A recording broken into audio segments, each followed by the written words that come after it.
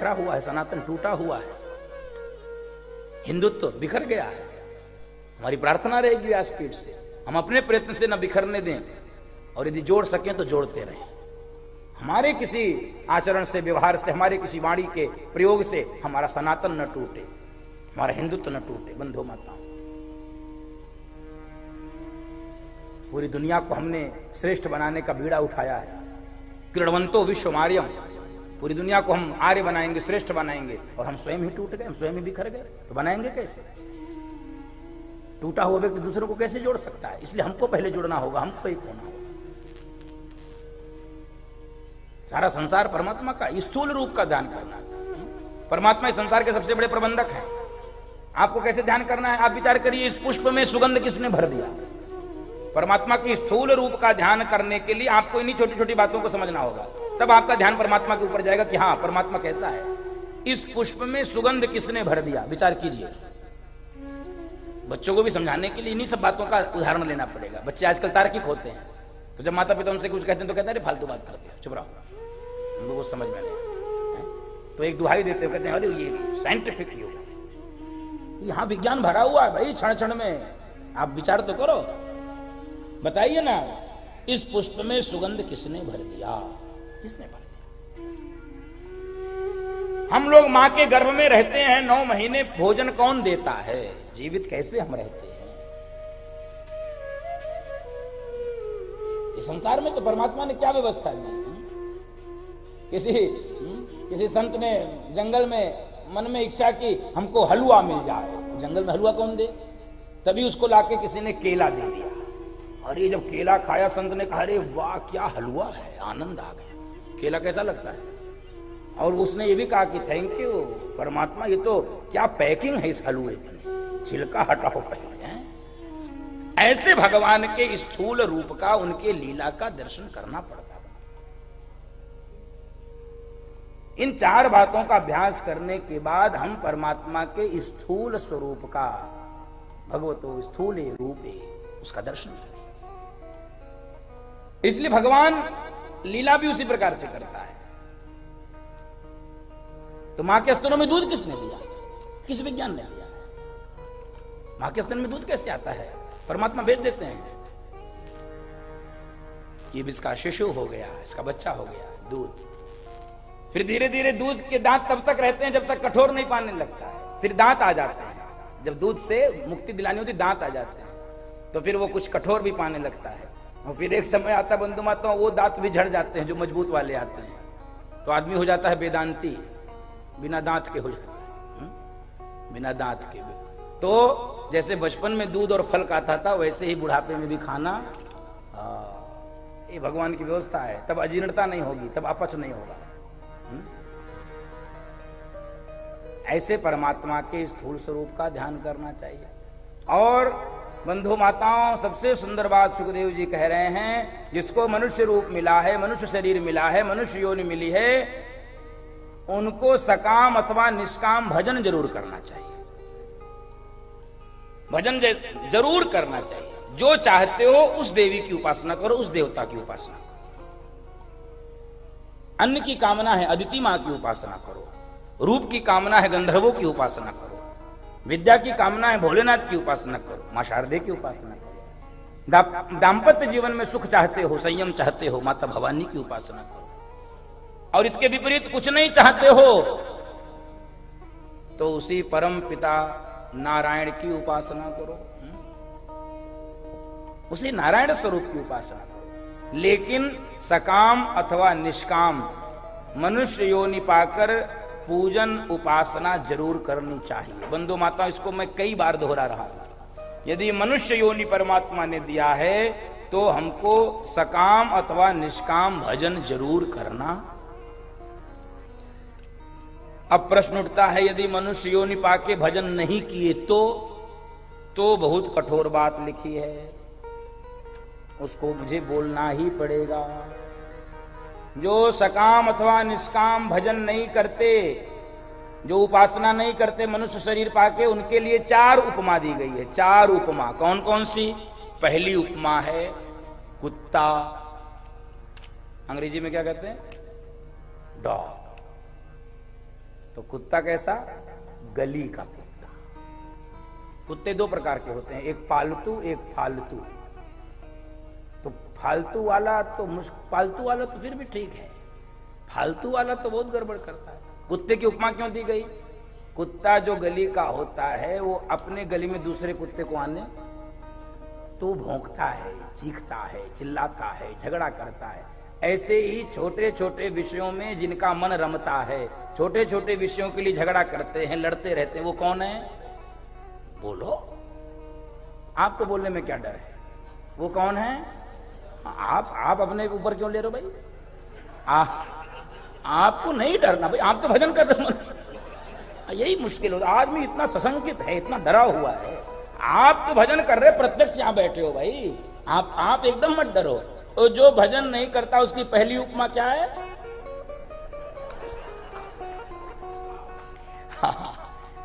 तो विषयों में जो रमण करता है, विषयों में रमा रहता है, वो कुत्ता है। दूसरी उपमा क्या है? दूसरी उपमा है बिटवारा, यानी जंगली सुअर। जंगली सुअर क्यों आए? हम लोग बोल भी नहीं पा रहे, दोहरा। जंगली सुअर क्यों है? उसको कुछ भान नहीं, उल्टा सीधा अचड़ा कचड़ा कुछ भी मिल जाए उसको पेट में भरता रहता है। ऐसे ही जिन जीवों को ये विवेक नहीं है क्या खाना है क्या नहीं खाना है, पेट भरता ही नहीं है, खाद्य अखाद्य में कुछ भेद ही नहीं है। दरिद्र उसको नहीं कहते बंधु माताओं जिसके पास कुछ नहीं है, दरिद्र उसको कहते हैं जिसका पेट बहुत बड़ा है। सतु भवति दरिद्रो यस्य तृष्णा विशाला, जिसकी तृष्णा, जिसकी भूख बड़ी होती है उसको क्या कहते हैं? दरिद्र कहते हैं। तो दूसरी उपमा है बिटवारा, जंगली सुअर, भरते ही रहते, भरते रहते, भरते रहते, कुछ भी विवेक नहीं, कुछ भी भान नहीं है। और तीसरी उपमा है गर्वेण तुंग शिरहा, ऊंट। ऊंट आप देखे होंगे नीचे नहीं देख के चलता है। थोड़ा मान मिला, थोड़ा पद मिला, थोड़ी प्रतिष्ठा मिली, थोड़ा धन मिला, थोड़ा रुपया पैसा मिला, थोड़ा यश मिला, थोड़ा वैभव मिला, थोड़ा कीर्ति मिली, थोड़ी जय जयकार हुई तो आदमी फिर नीचे थोड़ी देखता है, तना रहता है। माता पिता भी आ जाए तो उनके सामने भी नहीं झुकता है, ऐसे कह देता है हेलो मम्मी, हेलो।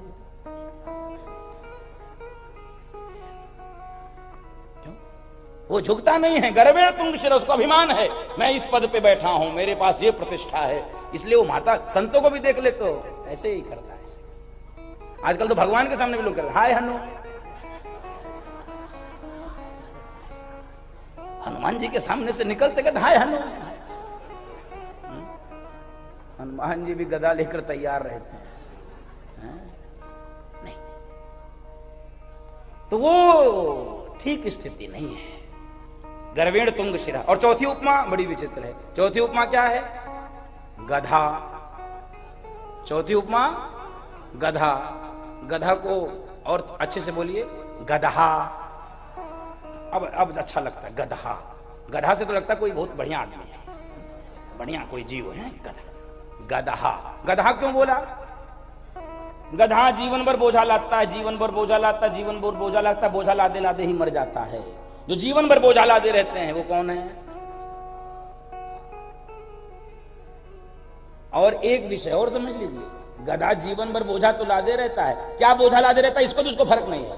उसके पीठ पे ईंट लाद दो, ईंट ढोएगा, उसके पीठ पे बालू ढोएगा, कपड़ा उसके पीठ पे रख दो, कपड़ा ढोएगा। गधे को ये विवेक नहीं है कि मेरे पीठ पर किस विषय का बोझ रखा है। ऐसे ही यदि हम जीवन भर बोझा ही उठाते रहे, जीवन भर बोझा ही उठाते, इसलिए मनु महाराज ने जीवन भर बोझा नहीं उठाया। अब कथा शुरू होगी उनकी। बरबस राज सुताहि तब दीना, बरबस राज सुताहि तब दीना, नारी समेत गवन बन कीना, नारी समेत गवन बन कीना। बरबस राज सुत ही तब दीना, जीवन भर बोझा नहीं लादना है, जीवन भर बोझा नहीं लादना। तो जिनको मनुष्य शरीर मिला है, मनुष्य योनि मिली है, उनको भजन करना है सकाम अथवा निष्काम। छोटे छोटे विषयों में लड़ना झगड़ना नहीं है, उल्टा सीधा पेट नहीं भरना है, अभिमान के नाते सिर ऊंचा करके नहीं चलना है और जीवन भर बोझा भी लादना नहीं है। तो एक समय के बाद बोझा उतार दीजिए, बहू बेटों पे भरोसा कीजिए, बाल बच्चों पे भरोसा कीजिए। जीवन भर तिजोरी की चाबी अपने जेब में मत रखिए। जीवन भर व्यवसाय हम ही चलाएंगे, जीवन भर गद्दी पे हम ही बैठेंगे, जीवन भर हम ही करेंगे। एक काम और करना है। 60-65 साल से जो ज्यादा हो गए हैं, कितना कह दूं, 65 कि 60, जो कहो ऐसा, मैं 5 बढ़ा दूं, 60 ठीक बहुत है, अच्छा ठीक 60। हमको क्या, हम तुम्हारा नुकसान होगा, हम तो 5 बढ़ाने को सोच रहे थे। चलो 60 वर्ष जिनकी आयु हो गई, बोझा उतारिए और बोझा उतार के बहू बेटों पे भरोसा करिए। और बहू बेटों पे भरोसा करने का सबसे पहला सूत्र क्या है? बहू बेटों के बीच में टांग लड़ाना बंद करिए। दिन भर टे टे टे टे टे टे और टांग लड़ाना बंद कर दोगे, मैं विश्वास से कह रहा हूं, रात में गर्मा गर्म फुलके मिलेंगे, दूध में हल्दी डाल के, मेवा डाल के पका के, बाबूजी दूध लो, और दिन भर टे टे टे। तो जो आवाज अंदर से आएगी मैं बोलूंगा नहीं, बड़ी खतरनाक आवाज भीतर से आती है। दिन भर यदि टेंटे टेंटे करोगे तो ये बुढ़िया मरती भी नहीं तो चाहता बंधो माता। इसलिए बोझा क्यों लाते? धनानि भूमौ पशवश्च गोष्ठे भार्या गृहद्वारिजनः श्मशाने देहश्चितायां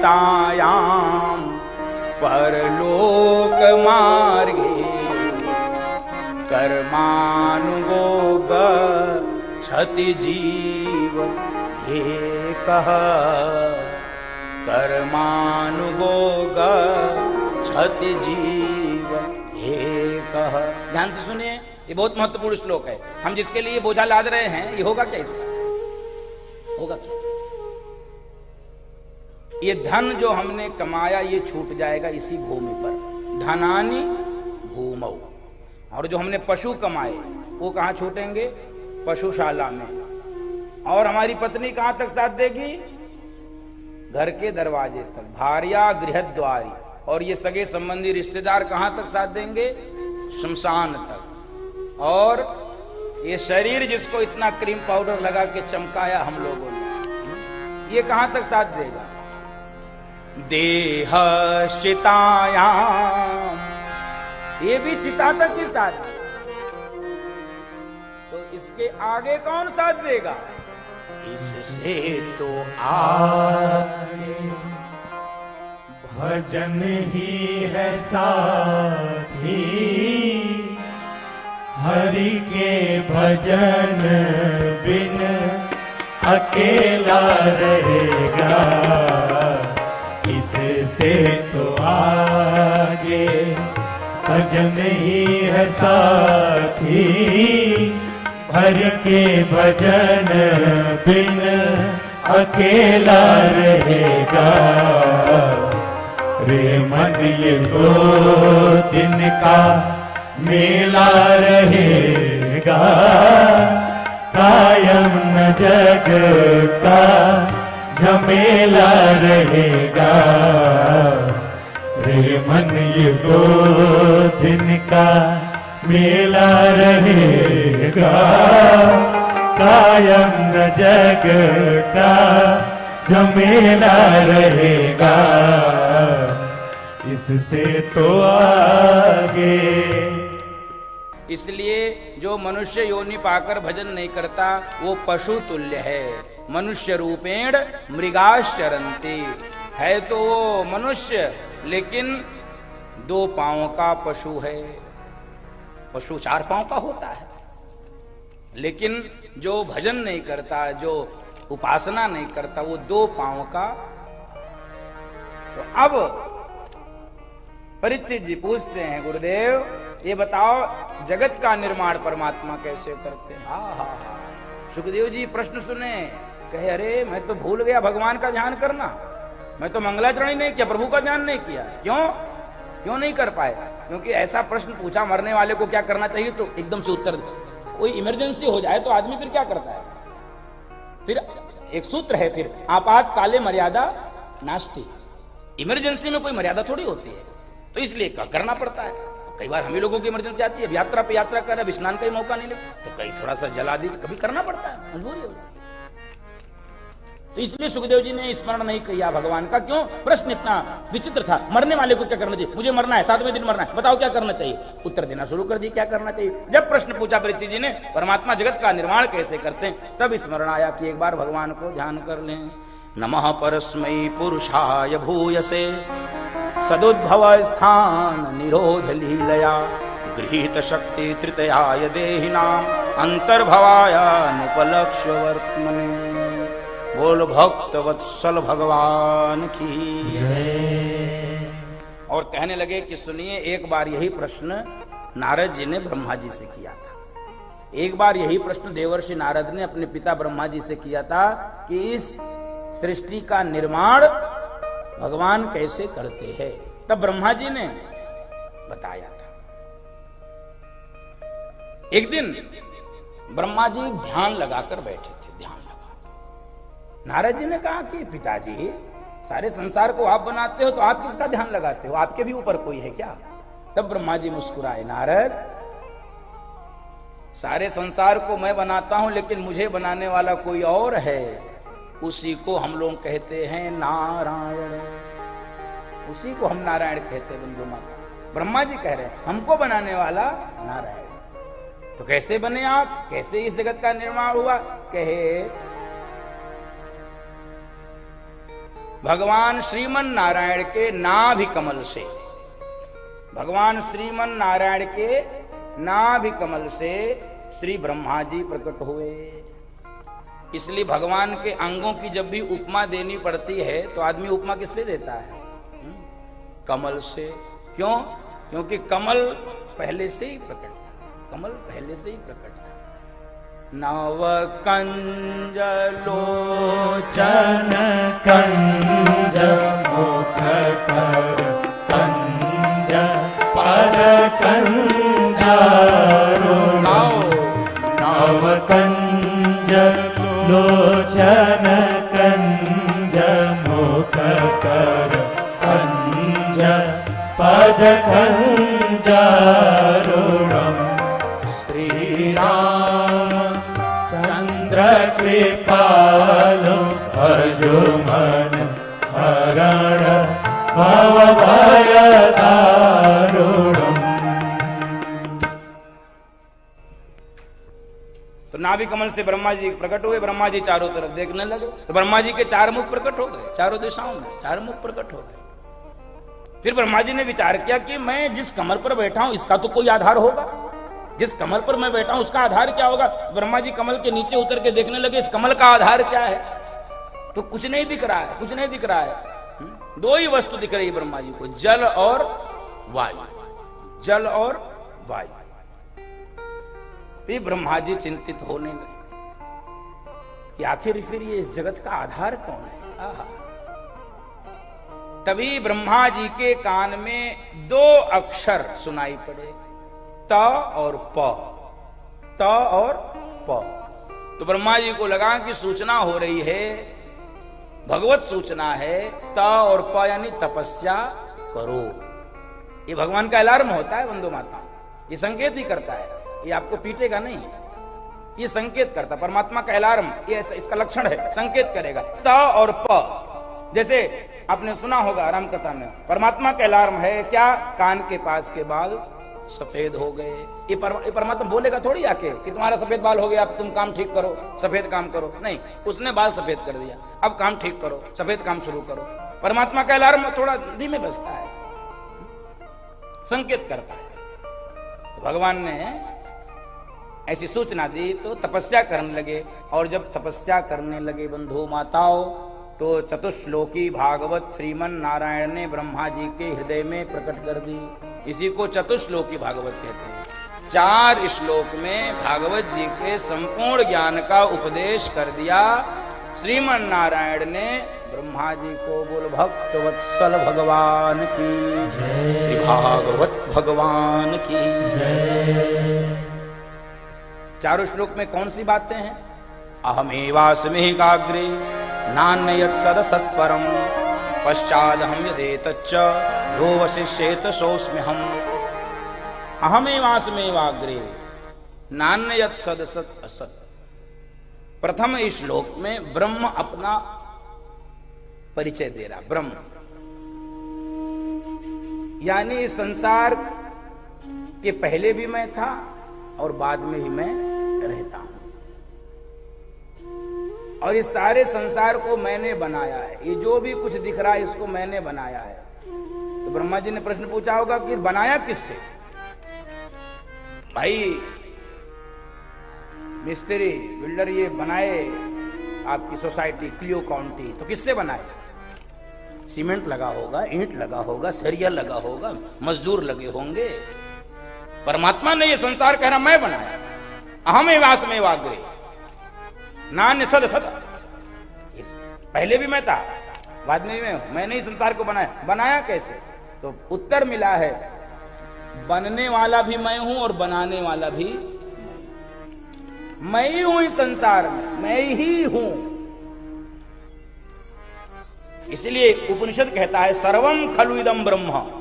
इस संसार में ये भारत का अद्भुत ज्ञान है बंधु माता। सारी समस्याओं का समाधान एक एक सूत्र में पिरोया गया है। सर्वम खलु इदं ब्रह्म। ब्रह्म के अतिरिक्त कुछ नहीं है। ये बात यदि आपके समझ में आ जाएगी, आप बताओ किसी प्रकार का अद्वैत बचेगा? कोई द्वैत बचेगा किसी प्रकार का? सब अद्वैत हो जाएगा। न द्वैतः इति अद्वैतः। जहां पर द्वैत नहीं वही अद्वैत है।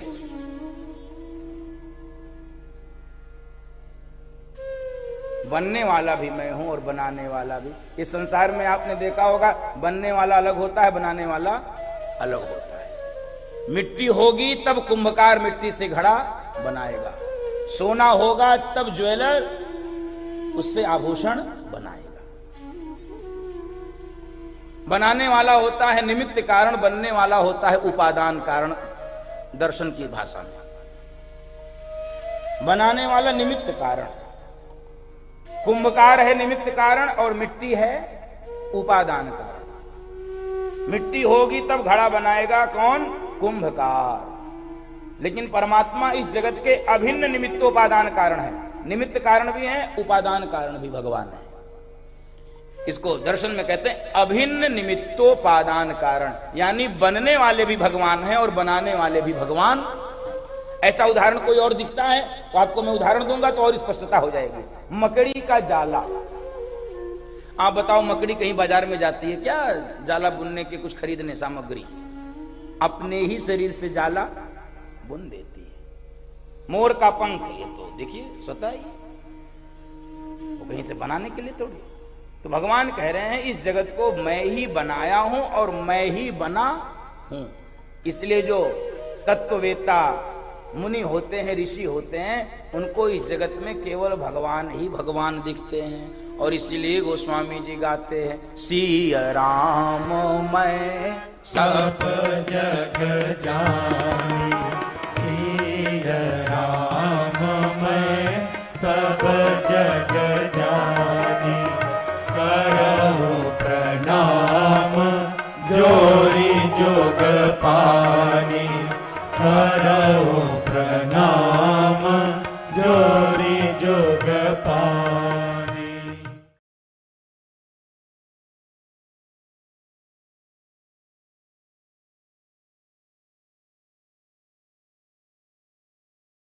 आनंद टीवी से जुड़ने के लिए आप हमें व्हाट्सएप करें 9277395752 पर।